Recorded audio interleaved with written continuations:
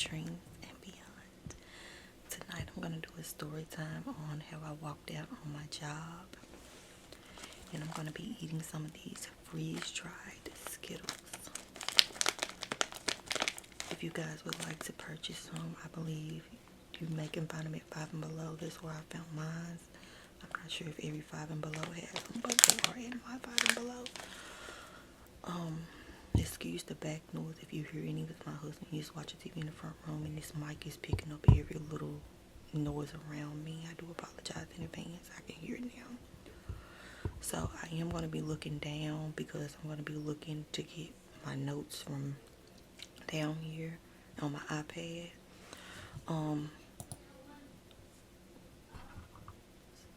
So sorry, y'all. It's still kind of early, so the whole family's still up.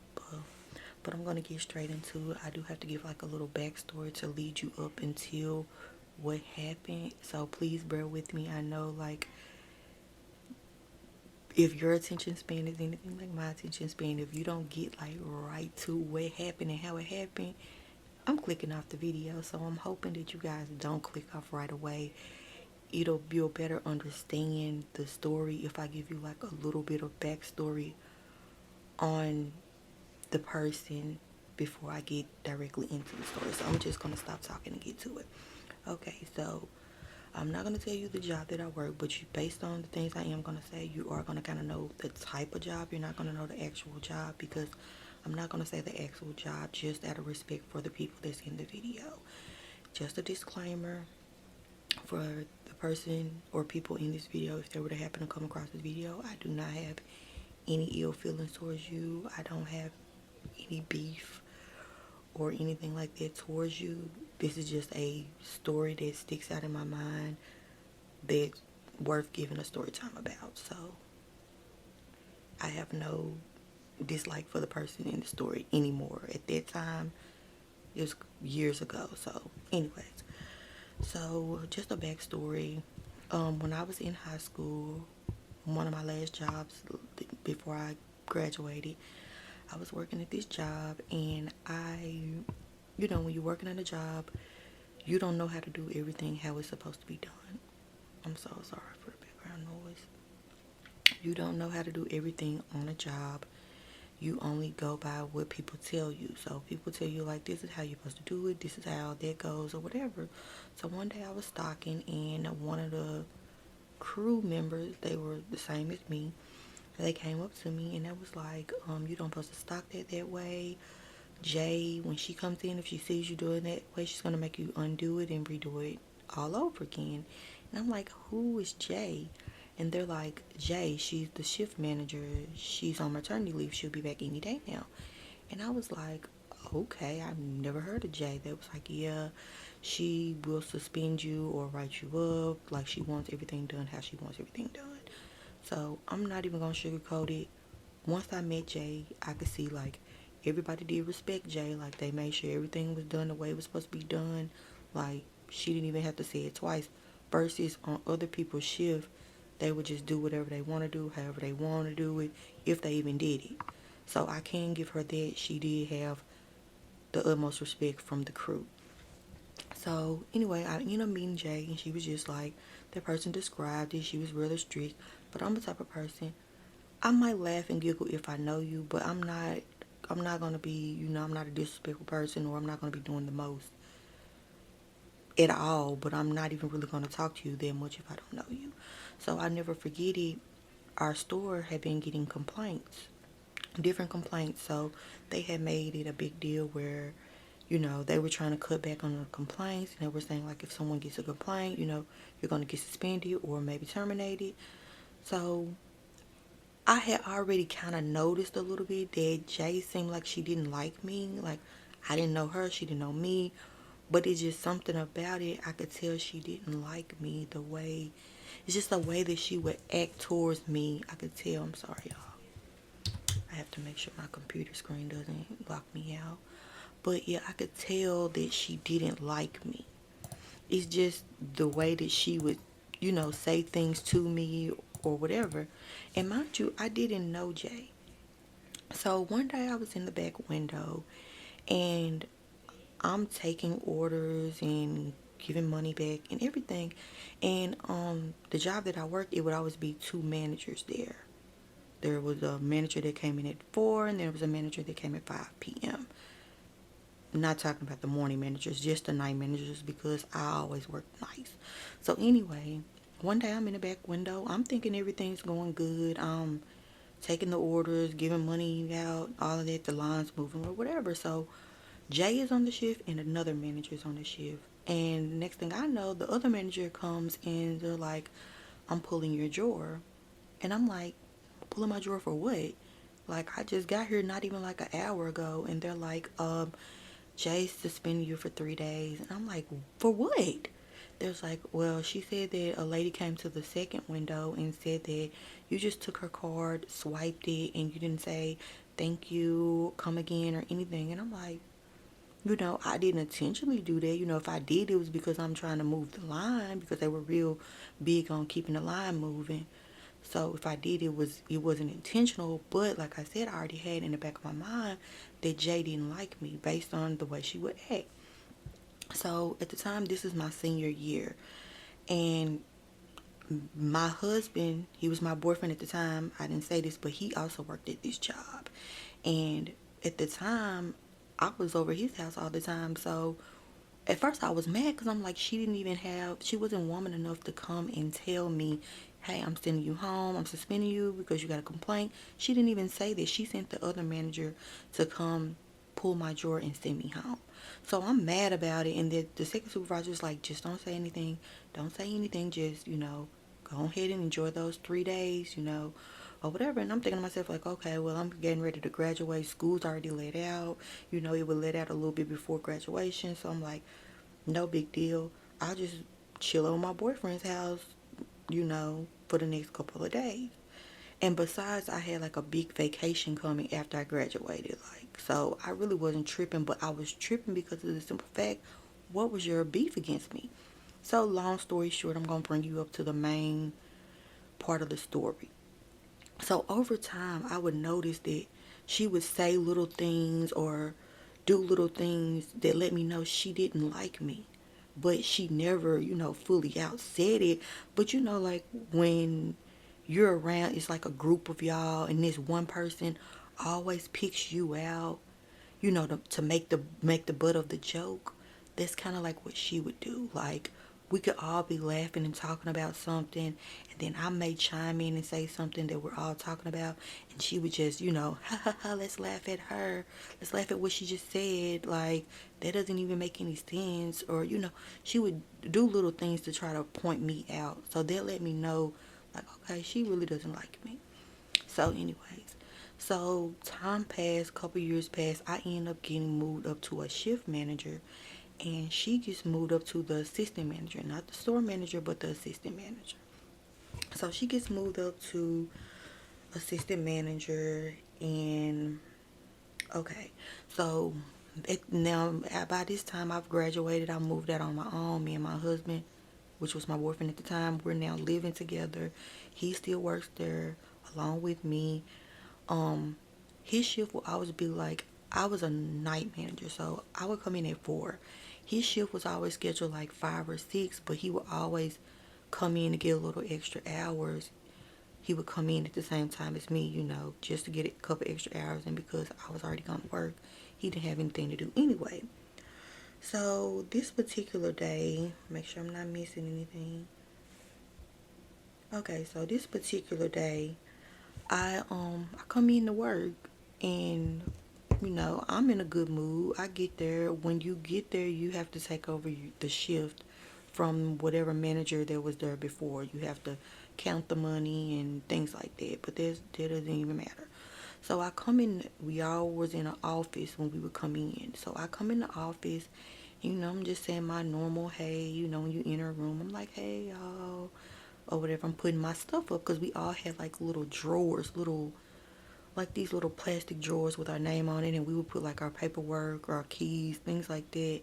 It was all for just the managers. I would put my keys in there, so I put my keys up, and Jay, turns around and she looks at me with this attitude on her face, and I'm just like, sorry y'all.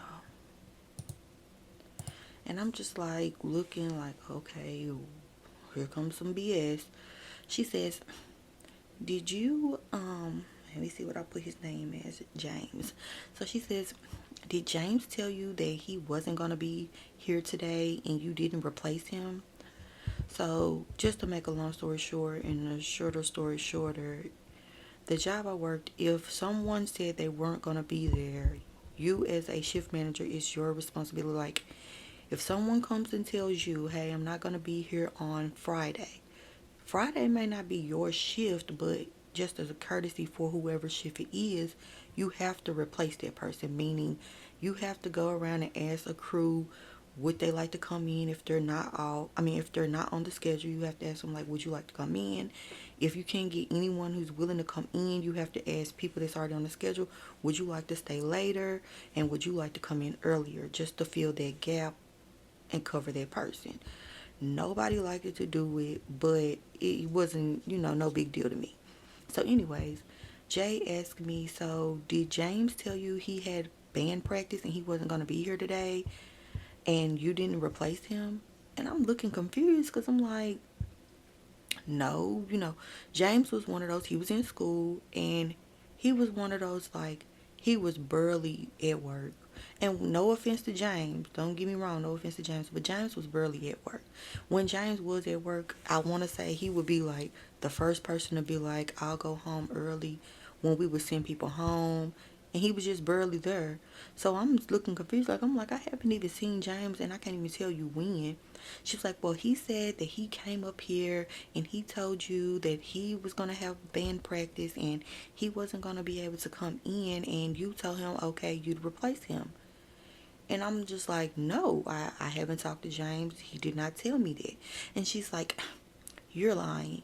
You just didn't want to replace him. That's why you're acting like you don't know. But you know he talked to you. And I'm looking like, no, he didn't. He didn't talk to me. I haven't seen him.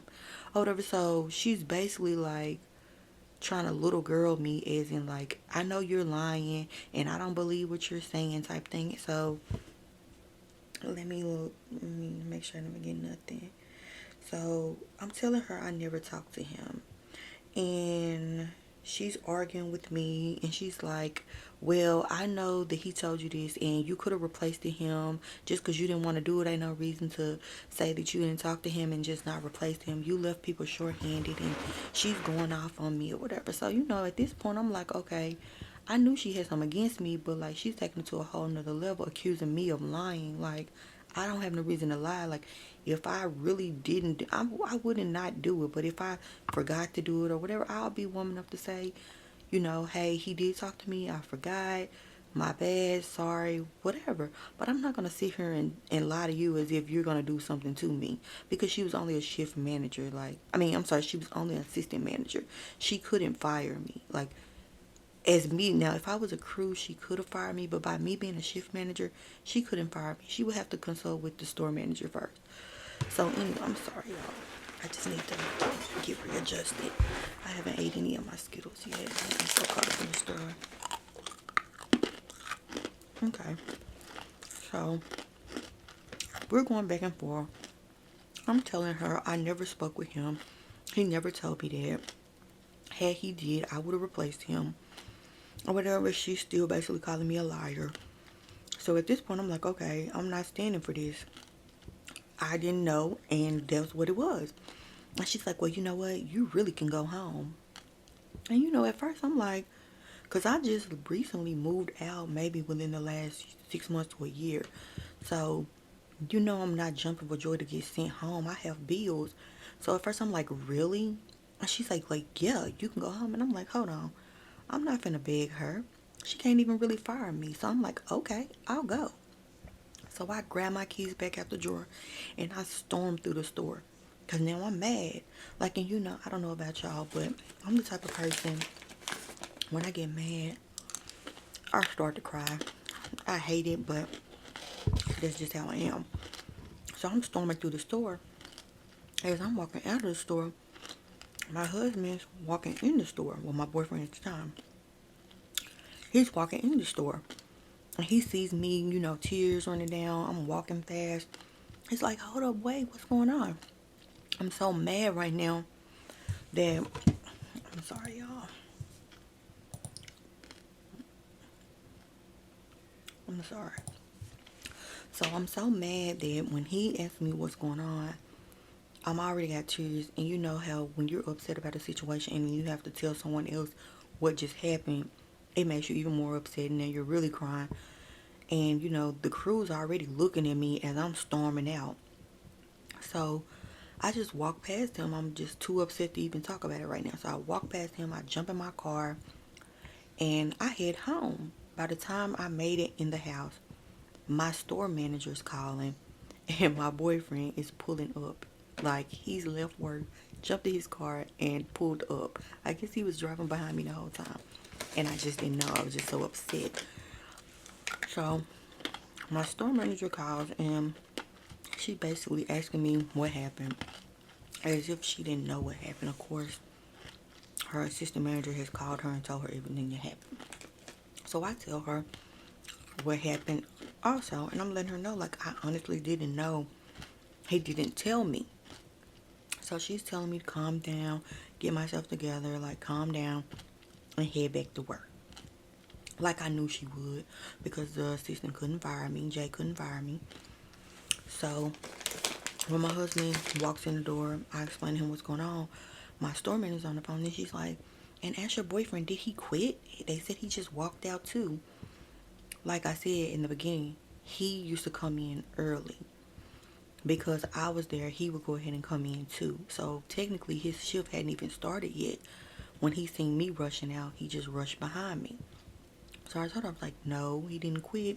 He was coming to check on me. So I get back to the store. Let me see. I get back to the store. She doesn't say anything to me. I don't say anything to her. I just go ahead and start my shift.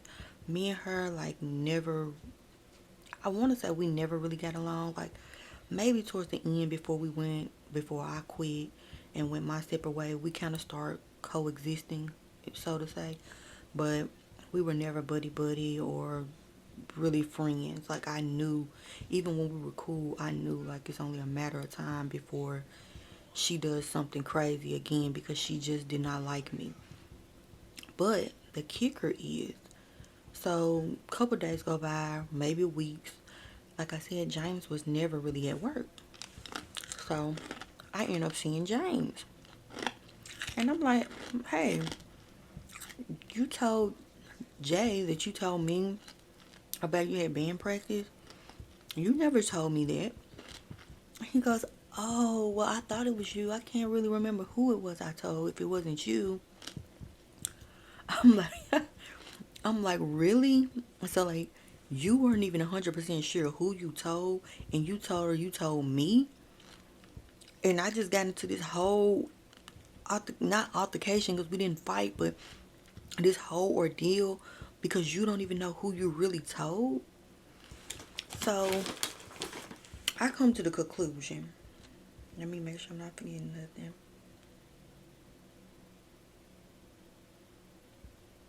Okay, I'm sorry. I had to go make sure I didn't forget nothing. So, after that happened, I came to the conclusion one or two things happened. Either James honestly didn't remember who he told, giving him the benefit of the doubt. Maybe he don't remember who he actually told. Or two, he didn't tell anyone that he wasn't going to be there. Because like I said, James used to miss all the time for different school events, or he just would want to go home or whatever for whatever reason. So I also was thinking maybe he never told anyone that he wasn't going to be there. And when they called and asked him why he wasn't there, he lied and said whatever shift manager came to his mind. And I happened to be the one. And he said, oh yeah, I told her I had band practice. Because I find it very odd that you don't remember who you told that you weren't going to be there. And even then, you should have said to Jay, I think I told Moan, or I'm going to give my government, I think I told Moan, but I'm not 100% sure, but I did tell someone. But Don't get me wrong, he might have well said it like that. And Jay just didn't like me enough to where she was like, you know what? He probably told her. But, hold on one second. Yeah. Anyway, I was trying to make sure I was on track. But yeah, I think that he may have just told her that he wasn't 100% sure, but he think he told me. And her not liking me, that was just a way for her to get on my case. Like, you know what? He probably told her, I don't like her. So yeah, I'm going to say X, Y, and Z. So that's how it happened. And honestly, I don't even really see her anymore. I do know she's still around, but I don't really see her. I do have a couple more stories that I could tell concerning their job. I don't know if I really want to get that deep because that was the most chaotic job I ever had. It was unorganized and certain people were able to do whatever they wanted to do, however they wanted to do it. But I might be telling a story about how my husband got fired from that job while I was pregnant over the pettiest thing.